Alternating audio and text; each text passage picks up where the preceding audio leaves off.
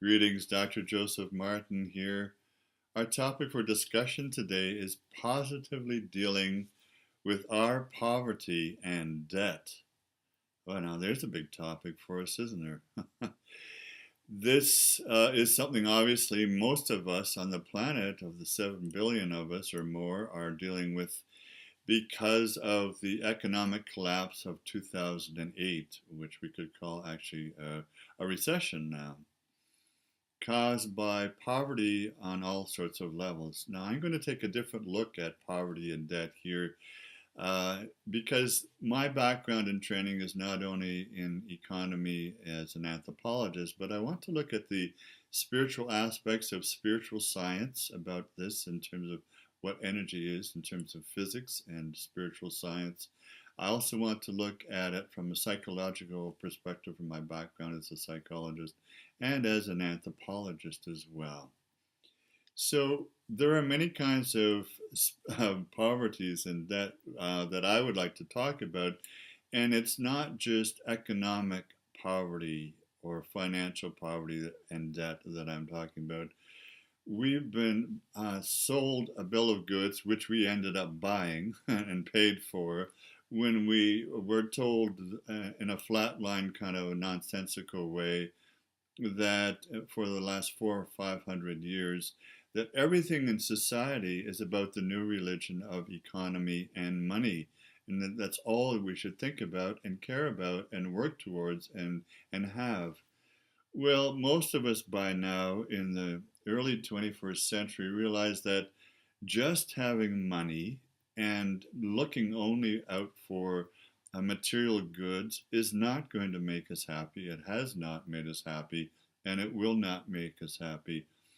The house with the white picket fence and the happy home with 2.3 children and so on doesn't exist, and it certainly is well past gone down the river of past illusions, in fact, I guess we could say. What we need to get clear is if we do want to become happy in our lives, we need to find a new analysis of what poverty and debt are and what are the opposites to that that we can co create in ourselves and with one another.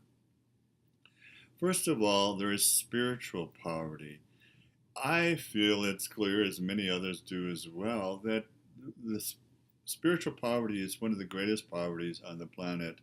In a reductionistic, materialistic world where people have no connection to or understanding to their own spirit. It's an interesting shirt that I'm wearing. I really like this shirt a lot. And the fact that they are a soul, and not just have a soul, but they are intrinsically a soul, that we are all connected to all that is in the cosmos and universe, and we're connected to the one source that created us in the beginning. And I mean this in terms of physics as well as spiritual science. These two sciences now have become one and will become one from here on in the future of science. Secondly, so the spiritual poverty can be alleviated by connecting with the source of you inside yourself here in the heart. There is mental poverty because the educational system doesn't teach us to think for ourselves. Education is simply planned amnesia. We want to, the system as it stands right now creates little automatons, little robots who regurgitate just thoughts and information, factoids and data that are nonsensical because they don't hang on any tree of knowledge. They just evaporate 2 weeks after you've memorized them. We need to get out of that mental poverty and educational poverty by allowing people to think for themselves, to start asking questions and looking for the most important questions in life. And there are 7 great important questions in life, which I'm sure you'll think about until we see the next video on this topic.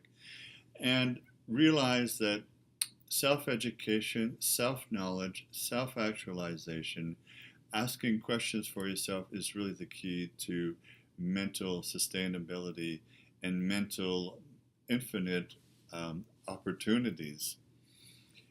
So we do need to get out of this mental poverty, which are these tiny little boxes in our minds that have been created by society and the educational system.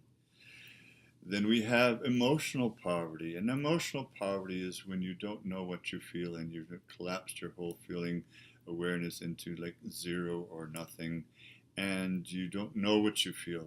Many times people are asked what they feel and they say, I don't know. Well, that's not going to make you successful in life with love and friendships and also jobs and business. You do need to become aware and awake with your get out of your emotional poverty and find some deeper feeling and resonance and understand what's going on inside your being and your psyche and your body and express and experience. Use your intuition, use your self-development. Know what you feel, write about it, express it, experience it in a deeper way. This will be emotional emancipation. Then we have physical poverty in a biological sense of the physical body. And that comes when you're not dealing with your health issues. You don't have the proper diet, the proper exercise, the proper regimen. You're only putting healthy things into your body. This is the way to get out of biological poverty of the body. Healthy, good water and food and nutrition and supplements if you need vitamins and minerals, and all the things that are going to support you, including yoga, hatha yoga, exercise, meditation. Move. As long as you keep moving, your body's going to stay healthy. Those who sit all day long in a chair at the desk or the computer, it would be a great thing to get up at least every 45 minutes and walk around outside, not inside. This will alleviate your physical, biological poverty and stop all the illnesses that could be arising and clear them out of the way. Well, then we have friendship poverty, and that is the fact that most of us these days, particularly the millennials who crave loyal, true, lasting friendships, or any of us at any age for that matter, are lacking this, and we need to realize that the first step to gaining these friendships is by becoming a great friend to other people. A great goal for you that could be important in your life is to be a friend to everybody. Just extend the hand of friendship to everyone you meet, strangers and friends alike, old and new, young and old, straight and gay, and whatever, women and men, and all in all. Just do that as a way of experiencing some kind of an opening, a friendship kind of flow for your life that will give you great happiness. I know it will. Try it out and see how it works for you. Do it for at least 21 days, and then you might find that you just decided that, wow, this is quite exciting. We have other levels of poverty that exist on an anthropological level, and these are social poverty. And I don't just mean the fact that we don't care about the homeless and the people in the lower classes and the diminishing middle class that's dropping down into the lower class. I don't mean just social poverty in terms of, not seemingly caring enough yet for the ethnic groups, for the First Nations, the indigenous peoples, for women, for single women with children or without children, or for people of, a lesser kind of economic means at this time. It's more than that. It's a whole kind of framework of a class society that's hierarchical, patriarchal, and it sets in place in terms of people's inner mental states about other people that basically it's about inequality. Social poverty is when we think that other people are not up to our standards or that they should be lesser than us. This inequality will be the death of many nations unless things change, and it already has been. So this social poverty must be addressed, and it's about social justice. Then we have a political poverty. Again, it's tied to, you'll see some of my other videos on the evolution of the nation state and where we're hopefully going from here. Political poverty is where there's power over other smaller or weaker nation states and sucking the life out of them through owning and taking over by war or other means natural resources, people as slaves and workers, paying them less to make products for the Western world. This political poverty is massive at this time.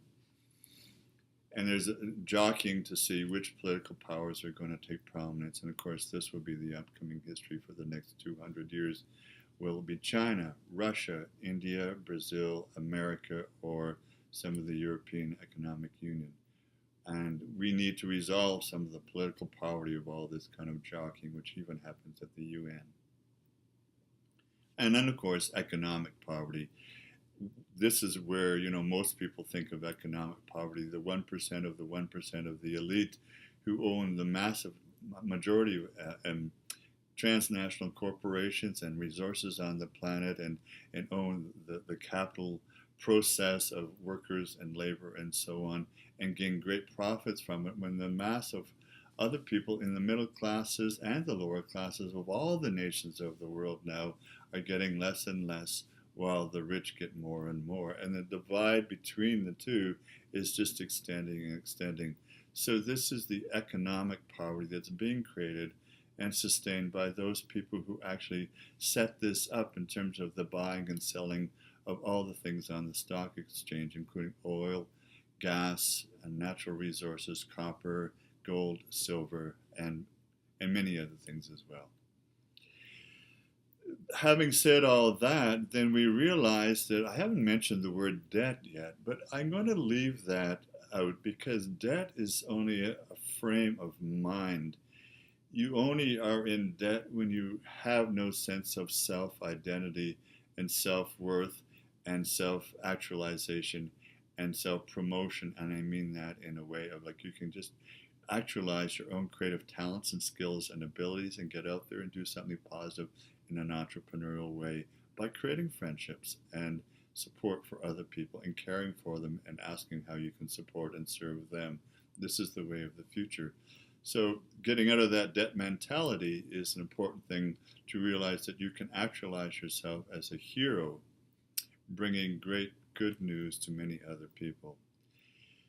However, just to flip that around a little bit, if we are in debt to anybody, and there is a sense of we are indebted to people because of their goodness and kindness and their direction and guidance and love and support they give us, we can honestly say that we are in a good way indebted to the source of all that is, has created us on this planet and put us here with all the resources and friendships that we can have when we go out and choose to sustain them.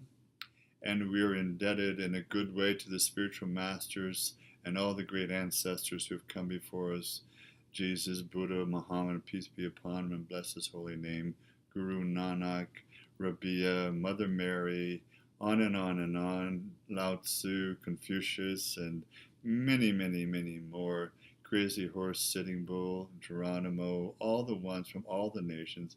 We can be thankful that they brought us to this place of awareness.